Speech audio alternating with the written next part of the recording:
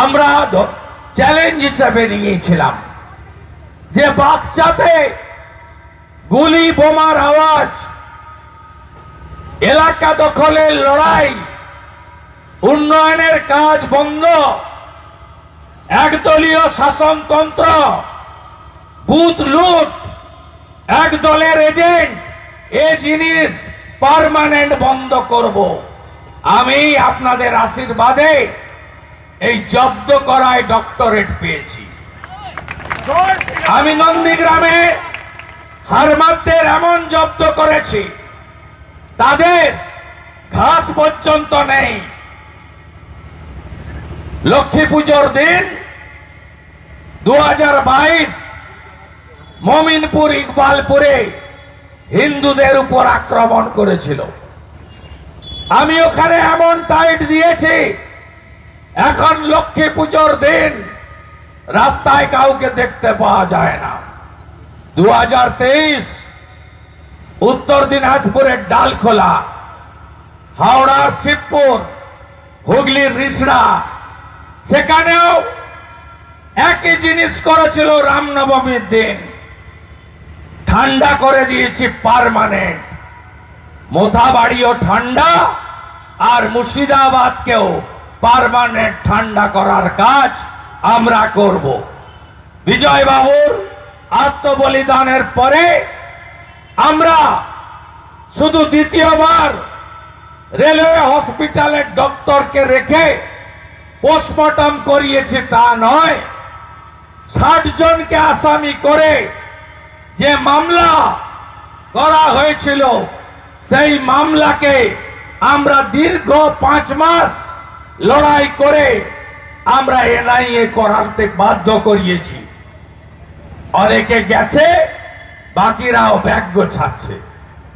কেউ ছাড় পাবে না। শুধু ছাড় পাওয়া নয়, চার্জশিট করিয়ে সমস্ত উইটনেসদেরকে, যারা এখানকার নেতা আছেন, উত্তম সম্রাটদের দায়িত্ব, প্রত্যেকটা সাক্ষীকে ঠিক রাখতে হবে এবং এদেরকে 14 বছর মিনিমাম জেলের ভিতরে রাখতে হবে। তার ব্যবস্থা আমাদের নিতে হবে। একইভাবে কথা দিতে পারি, আমাদের শঙ্কর মণ্ডল এবং আমাদের দীপক মণ্ডলের তারা বিচার পায়নি, যেহেতু তাদের মামলা সিবিআই বা এনআইএ হয়নি, মমতার পুলিশ তাদের বিচার দেয়নি। কথা দিচ্ছি 26-এ বিজেপি সরকার এলে শঙ্কর মণ্ডল, দীপক মণ্ডলের মামলা রিওপেন করিয়ে পাতালের যত ভিতরে থাকো না কেন, পাতাল খুঁড়ে তোমাদের বের করে এনে জেলের ভাত খাওয়াবো। আমাদের নাম ভারতীয় জনতা পার্টি। আপনারা ঐক্যবদ্ধ থাকবেন। 26-এর লড়াই সামনে। আমি জানি পূর্ব মেদিনীপুর ভারতীয় জনতা পার্টির মাটি, নরেন্দ্র মোদীজির ঘাঁটি। গত লোকসভা ভোটে কাঁথি এবং তমলুক জিতিয়েছি আমরা। পিসি এবং ভাইপো পাড়ায় পাড়ায় ঘুরেছে হেলিকপ্টার নিয়ে, বলছে অধিকারী মুক্ত করতে হবে। আপনারা পিসি ভাইপো মুক্ত করেছেন, আপনাদের প্রতি কৃতজ্ঞতা জানাই। আমরা 46% ভোট পেয়েছি। এই ভোট যদি রাজ্যে পাই, রাজ্যে বিজেপির সরকার তৈরি হবে।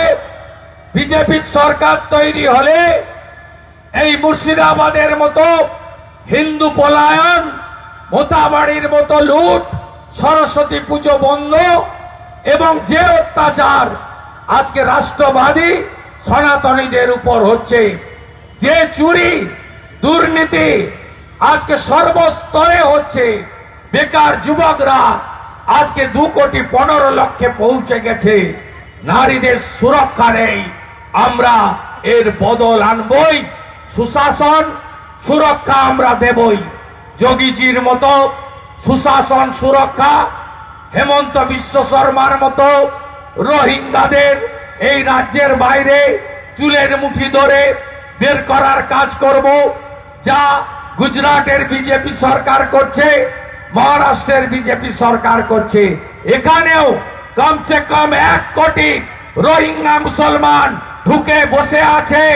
আমাদের জমি, রেশন, লাভ জেহাদ, ল্যান্ড জেহাদ, ভোট জেহাদ, আমাদের ভারতীয় সে হিন্দুই হোক মুসলমানই হোক তার অধিকার কেড়ে নিচ্ছে। পরিবর্তন করতে গেলে বিজেপিকে আনতে হবে। মায়েরা, লক্ষ্মীর ভান্ডার নিয়ে ভাববেন না, 3000 দেব।